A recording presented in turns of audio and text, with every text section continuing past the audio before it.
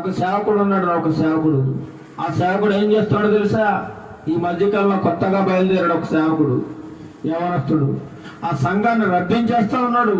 దశభాగాలు తీసుకురా తీసుకురా, ఏంటి అందరూ వేయకపోతే ఎలా? మీరు మన సంఘం ఎలా అభివృద్ధి చెందుతుంది? మీరు ఎలా బలపడతారు? దశభాగం ఇవ్వండి ఖచ్చితంగా. ఏ ఒక్కరు కూడా 500 తక్కువ వేయొద్దు. చూడండి ఎలాంటి దుర్మార్గంగా వాక్యం బోధిస్తున్నారు. 500 తక్కువ వేయకూడదట. మరి పేదవాళ్ళు అయితే 100 పైన వేయాలి, 100 నుంచి 200 వేయాలి. ఆర్డర్ వేస్తా ఉన్నాడు సంఘంలో బోధకుడు. ఎంత దుర్మార్గమో చూడండి. వాడు ఎందుకు వచ్చాడు? కేవలం డబ్బు సంపాదించుకోవడానికి వచ్చాడు. అదేదో లోకంలో ఉద్యోగం సద్యోగం చేసుకోవచ్చు కదా, ఏదో వ్యాపారం చేసుకోవచ్చు కదా. డబ్బు సంపాదించడానికి అనేకమైన మార్గాలు ఉండగా కేవలం అనేక